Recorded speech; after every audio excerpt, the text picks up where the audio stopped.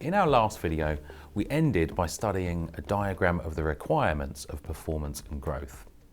In this video, we're going to focus in on the last part of the diagram, the critical piece, knowledge capture, harnessing all that experience you have from your business and your knowledge of what's going on in your industry to allow you to adapt to change if necessary. And in the current climate, the ability to adapt is essential. So how can we capture knowledge and adapt to change? Well, the first thing we're going to do is zoom out of our business again and see what happens when we start to implement plans. Now, when we press the button and start to put our plan into action, change occurs. We're making changes within our business that will invariably have an impact on our people, our customers, our processes, our level of performance, etc. So we know that as a result of those changes, lessons will be learned. There will be some key insights from the new way of doing things.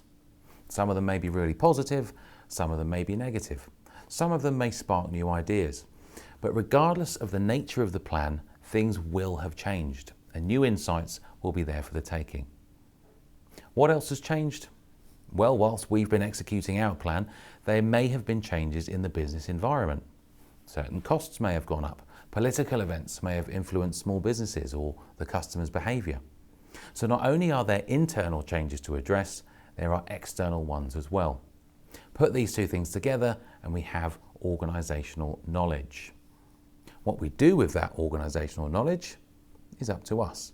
As we see on the diagram, there are two potential outcomes, two potential courses of action with this knowledge that we can have at our disposal. We can capture it, create a system for managing that knowledge that will enable our business to become a learning organisation, or we can lose it. Studies have identified that SMEs fail to review and reiterate plans often enough. In fact, in all organisations, scholars estimate 70% of strategies fail to meet expectations, which suggests that in many cases, that organisational knowledge has been lost. So what can you do to create a system for knowledge management?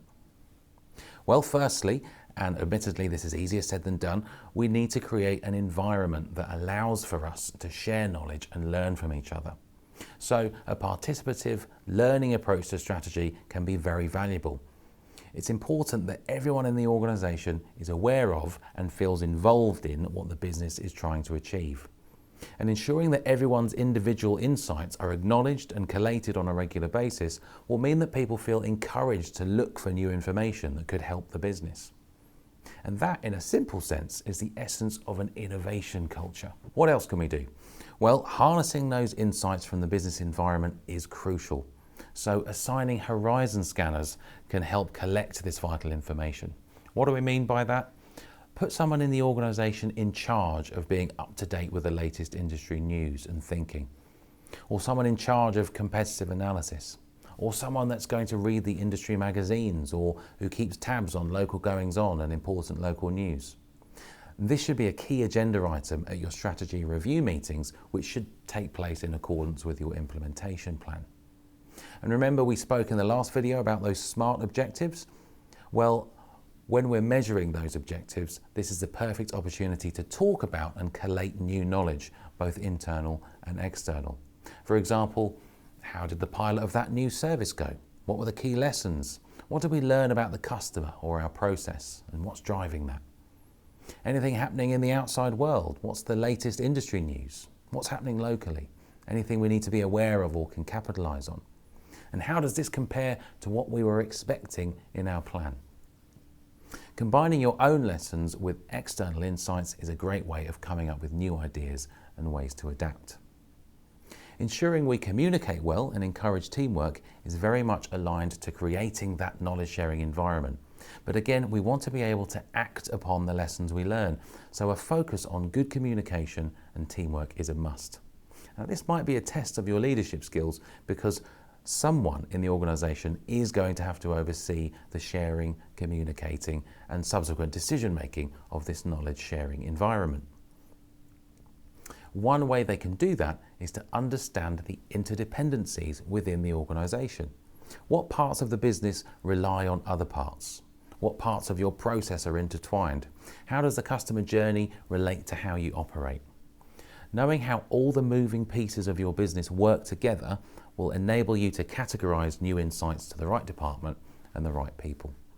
And this will allow them to start to come up with new ideas on how to adapt or improve or refine. Yet again, structure is key. We know how important a structured implementation plan is to performance and growth, but structure is equally important in adapting to change. So adopt the same principles and the same skill set to your knowledge management. And this is particularly important when it comes to follow-up. Just like our SWOT analysis, we don't want to review all that information and then not do anything with it. We want some action points. So how we structure that review meeting, who we involve, and what we decide on and commit to becomes very important. Because this is how we innovate and adapt to change.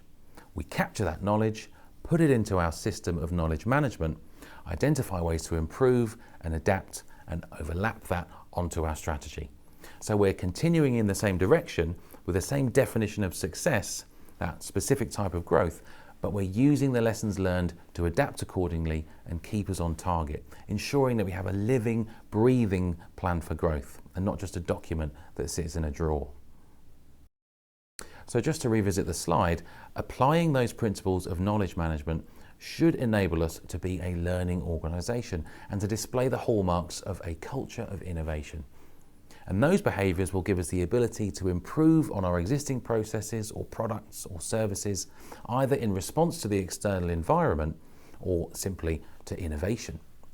And then that can feed into our strategy, making it a constantly evolving and living thing, which will enable us to remain focused on our growth objectives and able to react to change.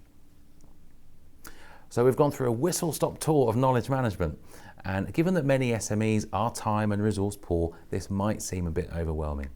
Don't forget that just like the planning process that we looked at in our performance and growth diagram in video 2, that doesn't need to be formal, neither does your review process.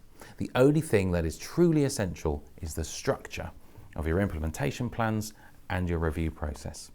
In the case of the rest of it, so long as those behaviours are modelled and evidenced, then there's no reason that you can't be an innovative, learning organisation with a living strategic growth plan. I think the last thing to mention on strategic review and adapting to change is the potential need for external support. As the study on performance and growth in small and micro businesses showed, external support was seen as a useful tool, either for contextualising some of the new information to make the organisation more strategically aware, or for improving capability in certain areas, or for upskilling, such as seeking out further business training, as you are doing in this video. And you may want to consider what other external support might be appropriate in helping you achieve your desired growth or maintaining momentum towards it. So there we have it. We've looked at how to strategically review our plans in the context of the internal changes we make and the external changes that occur.